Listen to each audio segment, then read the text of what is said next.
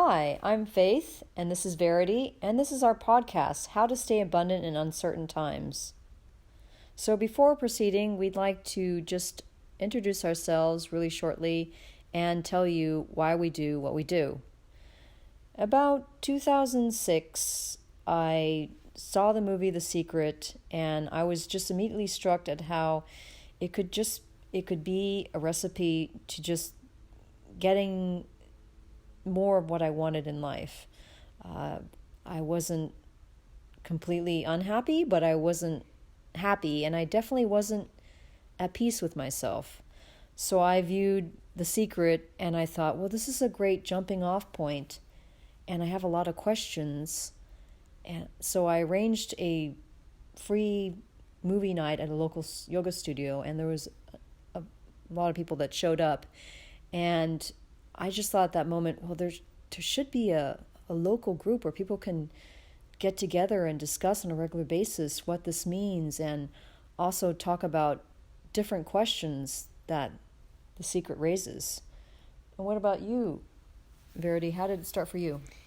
Yeah, around 2006, I was at lunch with a friend, and she said, "Have you heard about The Secret?" Because she knew I was suffering because I had just lost my sister, and I think she wanted something for me to help me kick me out of my depression. And I said, "No, what? What about The Secret?"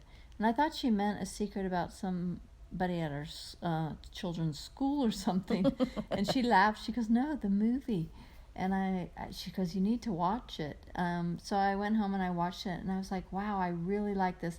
It's a lot about, reminded me of Wayne Dyer, Louise Hayes, the different universal thoughts. But I thought, I want to bring a group together of like-minded people. So the same friend told me about Meetup, and I just showed up, advertised it. 30 people showed up, and I looked at them and they looked at me, and I didn't know what to say. So I said, "Okay, everybody, state your name and how The Secret affected you." And that's how I started the group. And 15 years later, doing it with Faith. We were introduced by a mutual friend that said, "Hey, you guys are doing the same thing. Why don't you guys just do it together instead of doing it separately?" And we thought, well, that's a great idea.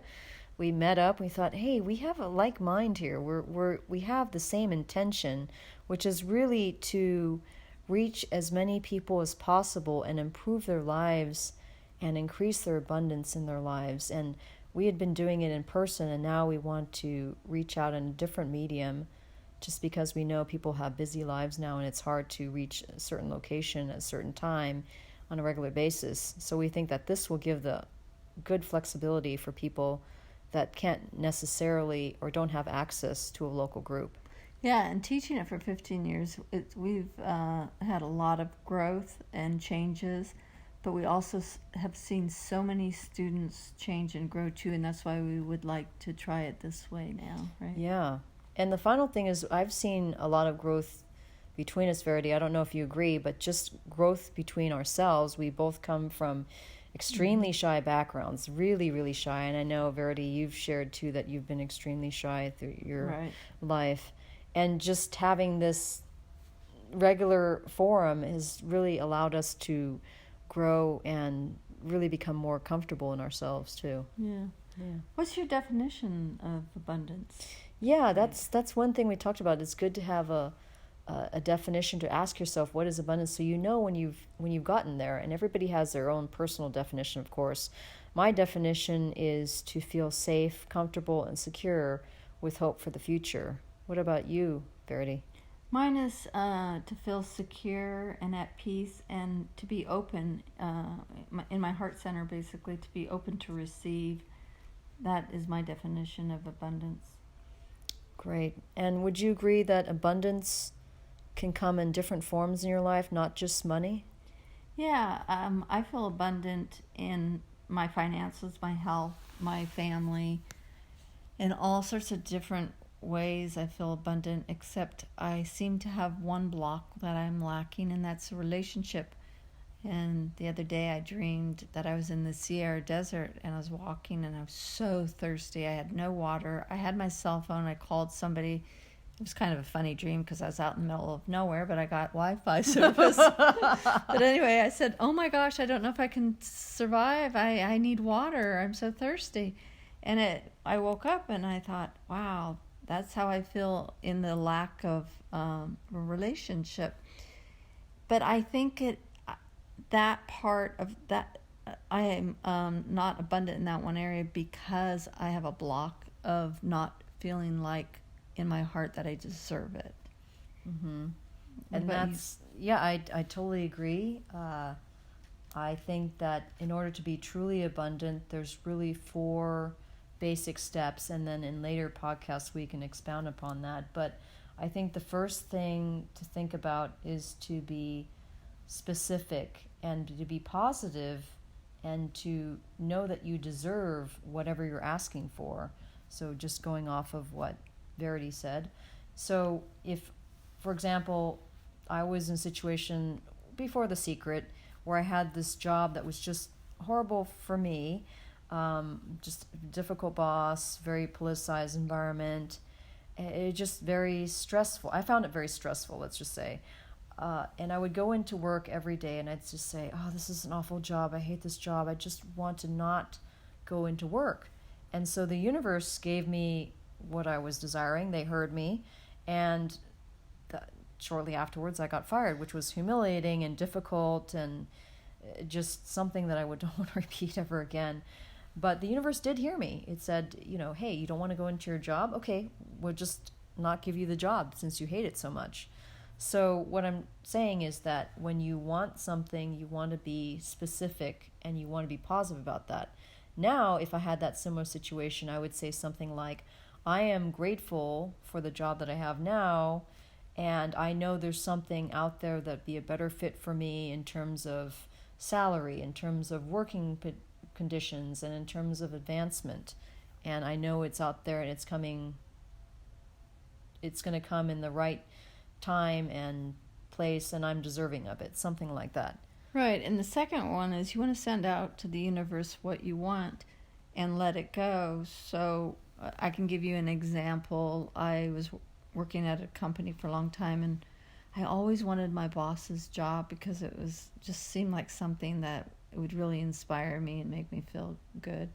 And it was a big pay raise. And a huge pay raise. Yes. But, and I just kept staying there, but I would visualize myself being in her position. But then I'd let it go, and then one day she said, I'm retiring, would you like the job? And I'm like, what? Yeah, I'll take it. But I think it was letting the universe really know what I want, but also not holding on to it like a dog would hold on to a bone, and just you want to try to take it from the dog, but they won't let you. You don't want to do that. You just want to say, let it go. It's going to come. You got to know it's going to come. And like with a dog, if the dog let it go, you get to throw the bone and he gets to play. But if he holds on too tight, he's not going to play. And Faith would know. She has 2 dogs. Yeah, I do know that. Yes. But they're anyway, only interested in when you're interested in it. Otherwise, they don't care. But so would you say that you thought you were deserving of that huge increase in position and salary? Yes, I and that feeling deserving of it, I think also brought it on. Mm-hmm. Yeah. Mm-hmm. I think that if you think you're deserving it, it makes it come faster. It makes it come more clearly as to what you desire, and you're removing the blocks by letting it go. You're not having any shields up to block what's coming towards you. So, just being open to receiving would be the next step. So just like I said, not having any blocks. If you completely let it go, then you're more completely sending it out, and then it has a chance to more completely come back to you exactly how you visualized it. Yeah, and the fourth one would be you have to be grateful for what you have right now. Yes. And stay in the gratitude state, because if you're looking all the time at what you lack in your life, then it's not going to come to you. For example, my block, like I said, was relationship. Well, I can't tell you how many times I'm like, oh my gosh, looking at the part where I don't have a relationship, and instead I need to sit down and observe all the relationships I really do have. Good point. Friendships, family, And so be grateful for those instead of seeing that I don't have that one partner relationship, you know. Yeah. So I think sometimes people kind of get caught up in very specific things. So if you want specific romantic relationship, that's great, and you should be specific, but also realizing that there's also a lot of love around you, not just your perceived lack of love in the relationship department. So you already have so much around you. And I really think that we're going to be able to show you through another podcast on how you can get that relationship if you do have that blockage, because we're going to be those examples. Yes, exactly. We can be the guinea pigs, so you don't have to be. Because we've been through some stuff. Yes. Yeah. And you'll find out as we go along. Yes. So just to summarize, the first step is to be specific and positive, state in positive terms, and to know that you're deserving of when it comes back to you. The second is to send it out and to let it go completely, not holding on to it. That means there's no emotional residue, just sending it out like you order something from a restaurant and knowing that, yeah, the dish is going to come back to you at the right time, and being open to receiving it when it comes back, and also continuing the cycle by being in a state of gratitude for what you have in your life right now. Yeah. What other thing? Is that? No, I think that just stay tuned because we're going to have many more to come. Yeah. Definitely we're going to have many more to come. If you have any questions about the process, please put in the comments. Also, if you have any ideas for future topics, we'll definitely respond. We might not be able to respond to everybody, but we'll definitely read all the comments. And thank you so much, Verity, for your time. Oh, yeah. Thank you, Faye. Yes, and thank you for your friendship. Thank you. Thank you. Thank you. Thank you, everybody. Bye. Bye.